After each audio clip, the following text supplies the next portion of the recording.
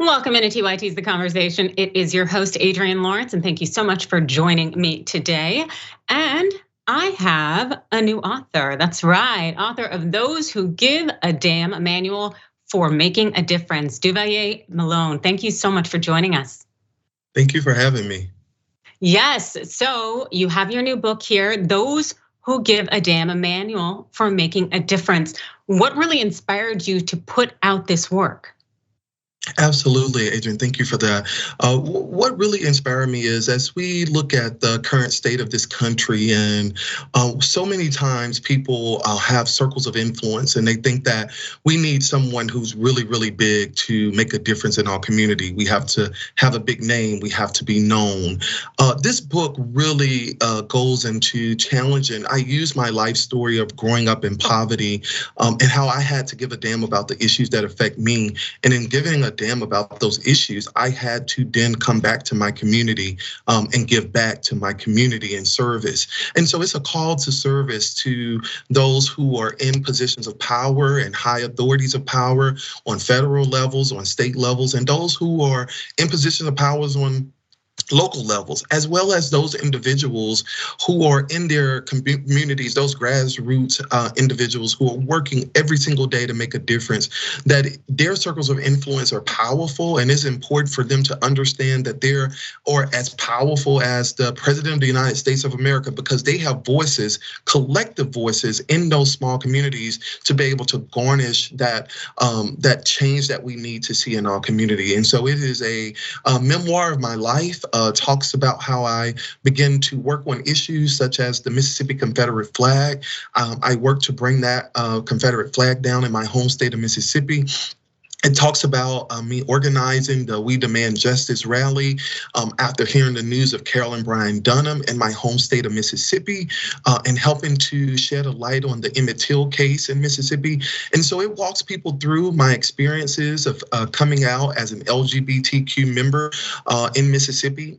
Came out when the governor of Mississippi was rolling back laws against the LGBTQ community there. And so it just talks about a whole fabric of issues that I've worked on throughout my career as an activist and as a public servant. Many probably won't believe this, but I started my work in public service at 16 years old on grassroots organizing when I was in Mississippi, in my hometown of Fayette, Mississippi, and I'm 36 years old.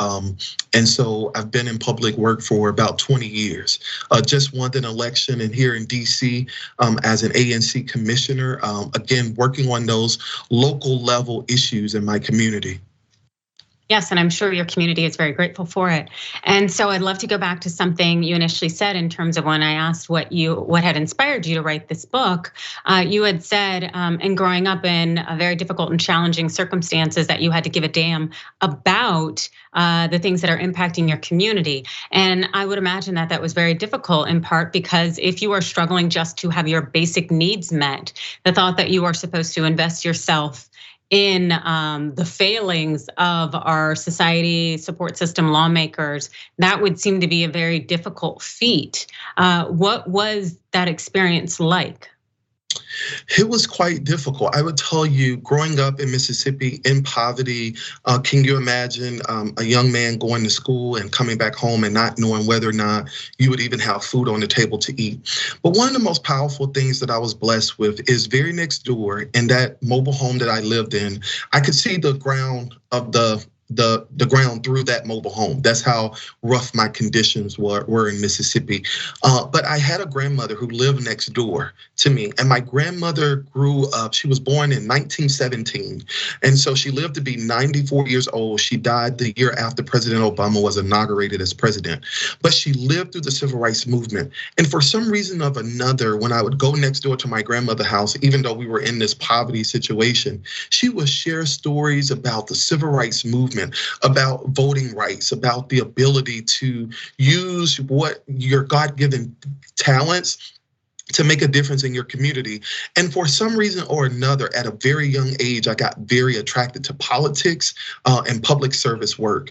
And so I talk about in the book how I use my imagination of poverty, and I escaped by by creating a new life for myself, a life that looks like, living above poverty, a life that looks like being able to be that leader in my community. And it literally helped me. And I talk about that in my book, the power of imagination. So as a young man, using my imagination to escape my current situation. And also having my grandmother, who really was very instrumental in giving me the foundation that I need. I would never forget at the age of 16, and I talk about it in this book, where my grandmother approached me with an essay contest. And that essay contest gave you an opportunity to go to Washington, D.C. I remember I was so excited. I wrote the essay with the assistance of my grandmother. I won that essay contest at 16 years old, and it landed me a trip to Washington, D.C.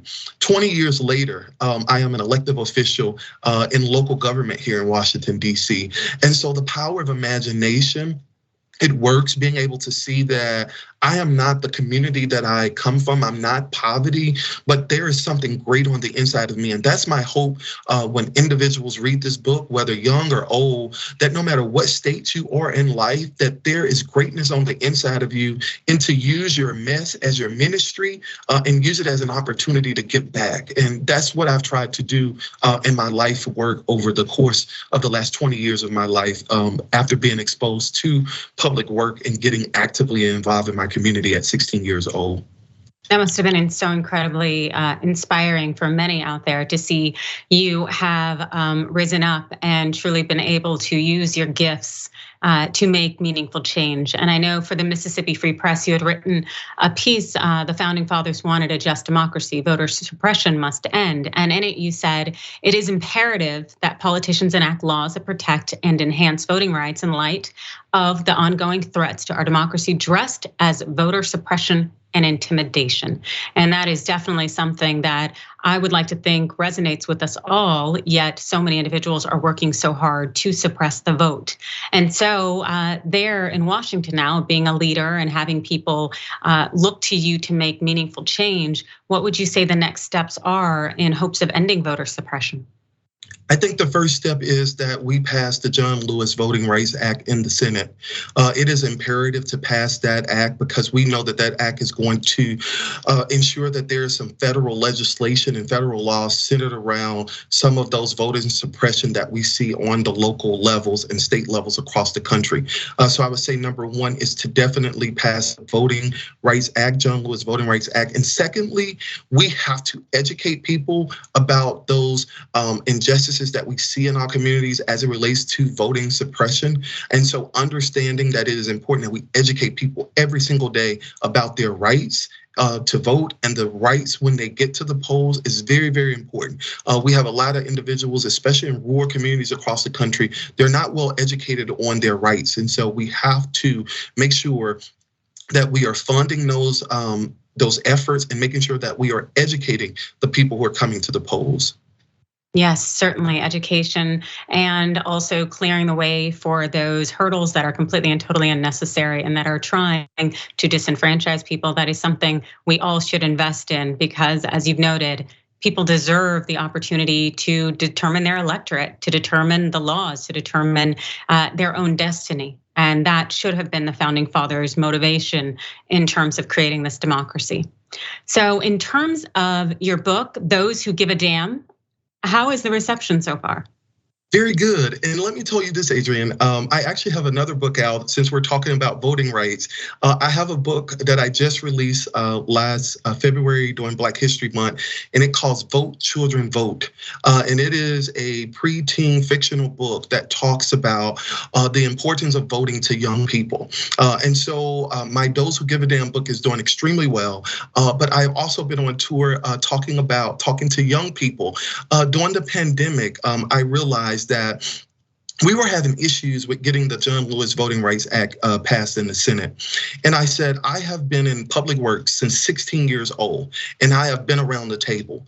But I also wanted to figure out, how do I save the next generation of leaders? How do I move the needle with making sure that the next generation of leaders never forget someone like John Lewis, never forget someone like Medgar Evers? And so I wrote the second book called Vote Children Vote. And that book talks students through using a high school teacher named Miss Rosewater. And she talks to them about the importance of running for office in their own school through a lecture of educating them about John Lewis, educating them about Medgar Evers, who died in Mississippi fighting for the right to vote. And so I dedicated that book to John Lewis. And that is one of the ways that I am also, as I'm working to legislate change in the Senate, I'm also working to make sure that the next generation of leaders never forget our history of voting and why it's important to vote. And I also believe that when we educate young people at an early age, the importance of voting, the history behind voting before they even graduate from high school, that the chances of them actually being very engaged in their civic duty is even greater. And research shows that. And so while I've been on tour with Those Who Give a Damn, who is doing extremely well, Vote Children Vote is also doing extremely well as well, because I'm in those schools talking to those young people as a way to prepare the next generation of leaders to be civically engaged in their communities. That's fantastic. And I'm sure they very much appreciate having your mentorship and guidance. And I know that America will be all the better for it in terms of the impact you are having on those young people's minds. And so I really, really appreciate all the work that you do, and also uplifting the message in terms of fighting voter suppression and ensuring that young people fully appreciate the power that they wield as our next generation. And I want to thank you so much for joining us. If people were going to find you on social media, where can they go? So my first and last name, Duvalier Malone, on all social media outlets, Duvalier Malone. Fantastic, thank you so much. We appreciate having you. Thank you.